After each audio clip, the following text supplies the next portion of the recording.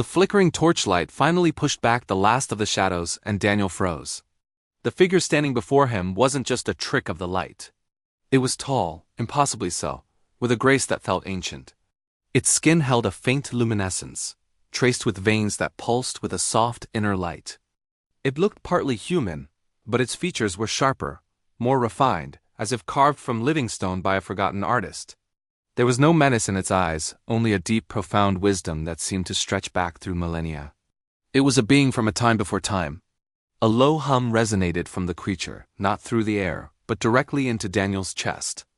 It was a language of sound and vibration, a melody of thought that bypassed words entirely. Images, feelings, and concepts flooded his mind. He understood. He was in Astra-Luun, a city hidden from the sun, a sanctuary beneath the roof of the world. These beings weren't invaders or monsters. They were survivors. They were the first children of this planet, a civilization that had thrived long before the first human looked up at the stars. They explained, through their resonant symphony of thought, that they had witnessed the rise and fall of mountains, the shifting of continents. They had seen humanity's fledgling steps and chose to retreat to watch from a safe distance. The great ornate doorway Daniel had passed through wasn't a gate to keep them in. It was a shield to protect the surface world, to keep their immense power from disrupting the delicate balance of the world above. They were guardians, not prisoners. But now, their isolation was threatened. They showed Daniel a vision, a feeling of deep-seated dread that emanated from the very rock around them. A danger, ancient and terrible, was stirring in the heart of the mountains, an entity that even they, with all their power, had struggled to contain.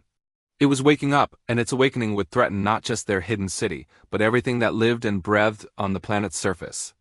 They had brought Daniel here for a reason. They needed him to understand what was at stake. They led him deeper, into the central chamber of Astra-Luun. Daniel gasped. In the center of a cavern so vast it had its own atmosphere, a colossal crystal floated, a captured star that pulsed with unimaginable energy. It was the heart of the city, its sun, its power source. It thrummed with a steady, life-giving rhythm, bathing everything in a gentle, ethereal glow. This was the source of their power, the engine of their civilization. Daniel stared in awe, mesmerized by the sheer scale and beauty of it. But then, the steady rhythm faltered. A dissonant chord struck through the chamber, a tremor that ran up Daniel's spine. The light within the giant energy core flickered violently. A shadow began to form within its radiant heart. Something dark and formless, writhing as if trying to break free. The being beside Daniel emitted a sharp, urgent vibration of alarm. The ancient danger wasn't just stirring, it was here. It was inside their city's very heart, and the core was beginning to break apart. Thank you so much for watching. If you're as hooked as I am, make sure to hit that like button and subscribe so you don't miss what happens next.